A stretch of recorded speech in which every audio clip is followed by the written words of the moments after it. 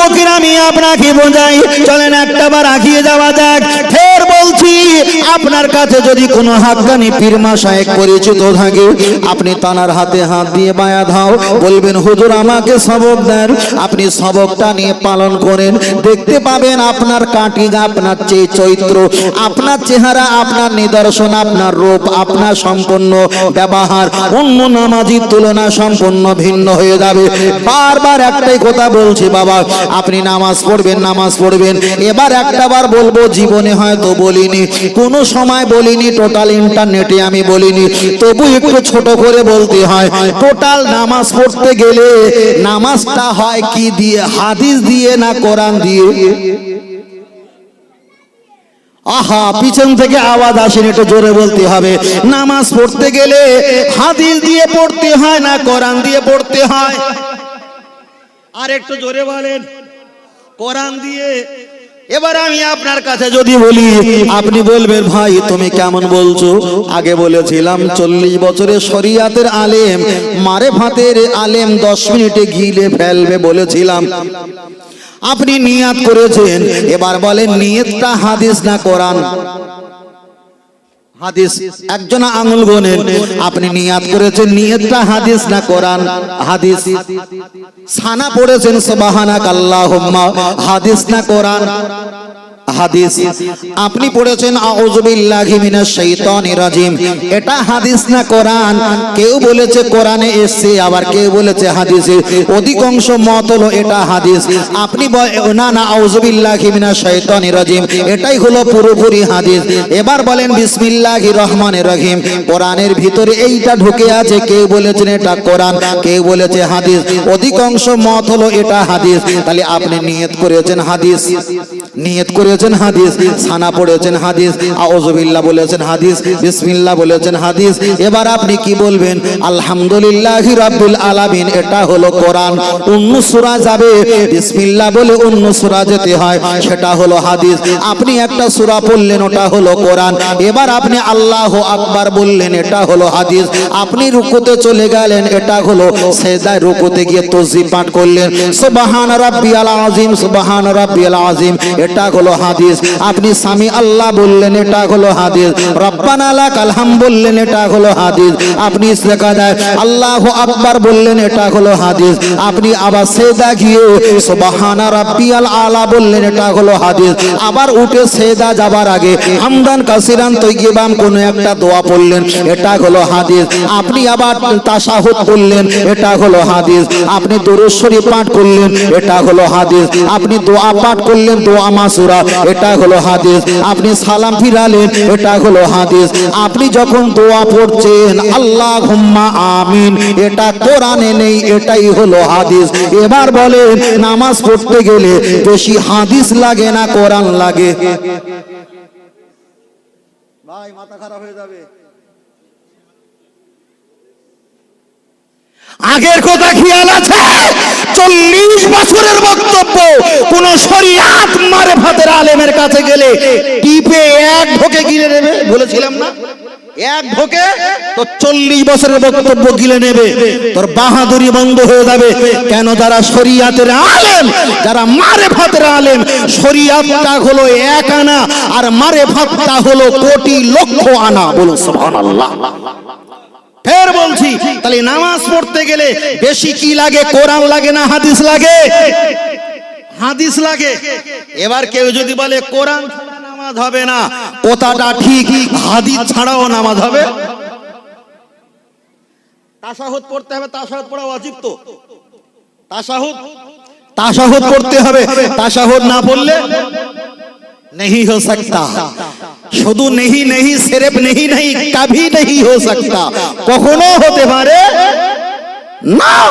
ফের এবার বলছি, তাহলে নামাজে 1 আনা কোরআনের আয়াত আর হলো মানে 2 আনা কোরআনের আয়াত আর বাদ বাকি 8 আনা হলো হাদিসের। তাহলে এখানে প্রমাণ হয়ে গেল নামাজ পড়তে গেলে কোরআনের অপেক্ষায় হাদিসের ব্যবহার বেশি। এবার বলছি, ওয়াজ মাহফিলে যদি নামাজ সবচেয়ে বড় ইবাদত হয়, আফদালুল ইবাদাত ইবাদাতি সালাত, তাহলে নামাজ যদি কোরআনের চাইতে হাদিসের বেশি যদি তেলাওয়াত হয়, এবার ওয়াজে হাদিস বেশি তেলাওয়াত করা ভালো না কোরআন বেশি তেলাওয়াত করা ভালো?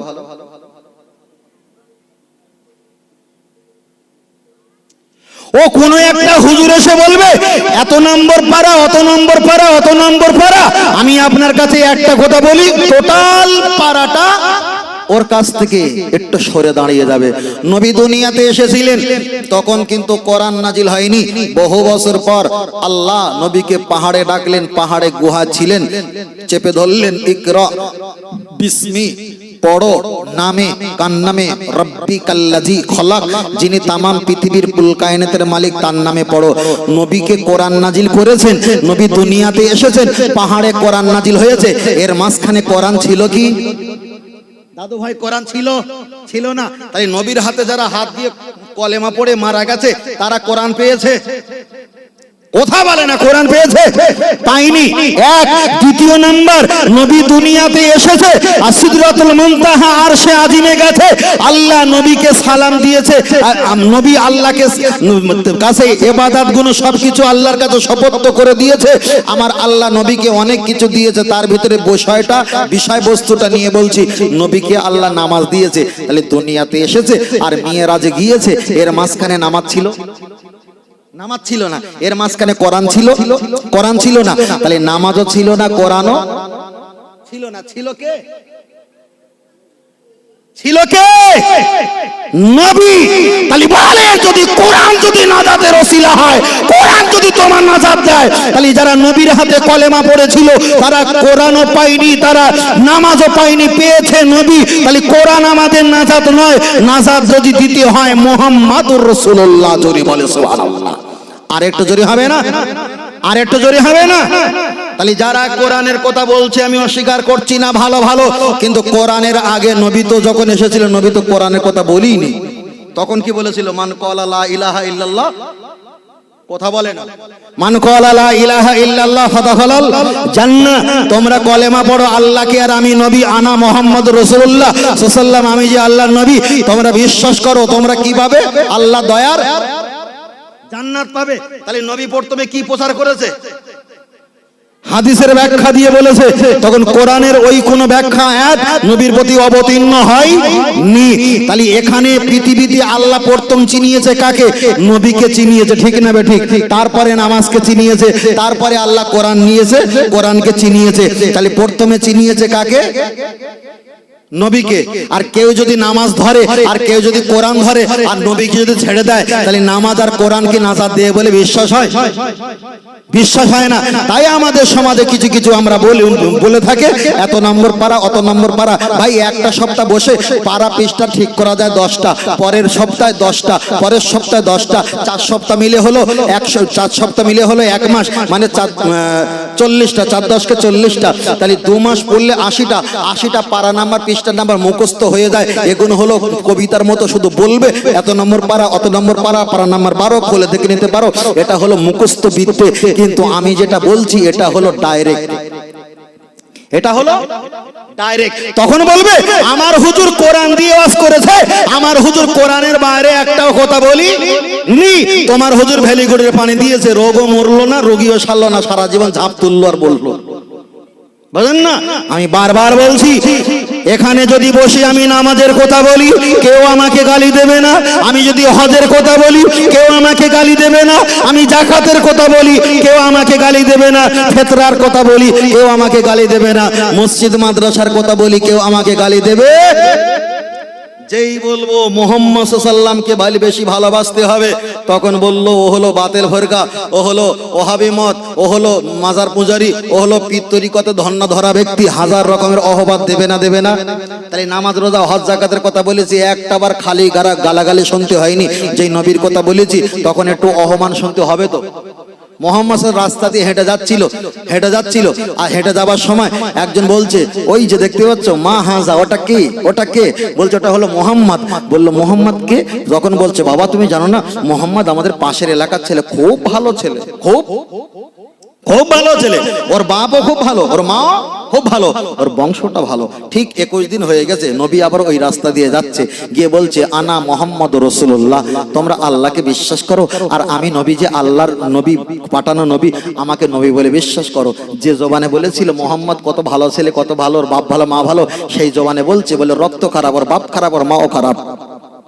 কিন্তু এর আগে যখন চুপ করেছিল তখন সব ভালো, আর যেই বলেছে আমি নবী মোহাম্মদ আমাকে মানো, তখন সব খারাপ হয়ে গেছে। তাই আমাদের জলসা মাহফিলে কমেন্টে যারা একটু লেখালেখি করে গালাগালি দেয়, ওদের কাছে সব ভালো, যেই নবী নিয়ে কথা বলেছি তখন ওদের গা জ্বালা জ্বালা করে। তাহলে এজিদ আর ওই ব্যক্তির পার্থক্য আছে বলে মনে হয়?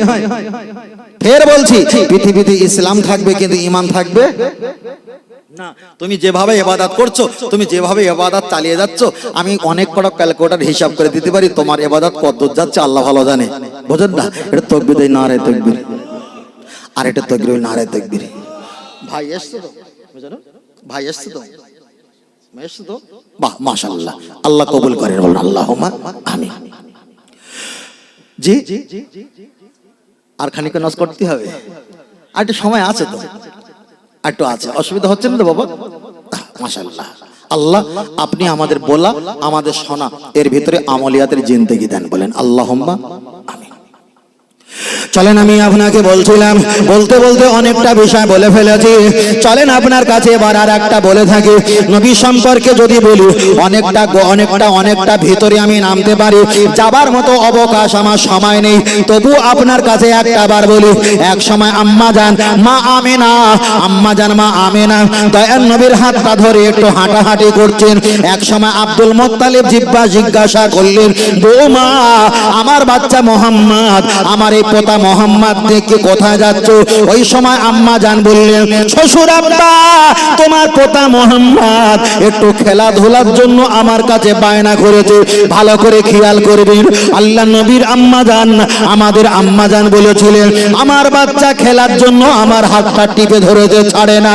এই কথাটা বললেন আম্মা জান, তিনি কান্নাকাটি করে নিলেন। তাফসীর কারকেরা বর্ণনা করেছে, নবী খেলাধুলার জন্য, নবী যখন খেলার জন্য, বেড়ানোর জন্য একটু মায়ের হাতটা ধরে টানাটানি করেছিল, আমার আল্লাহ সহ্য করতে পারলো না। ওই নবীকে যখন পর্যাপ্ত পরিমাণ বয়স হয়ে গেছে, আমার আল্লাহ পাক সিদরাতুল মুনতাহা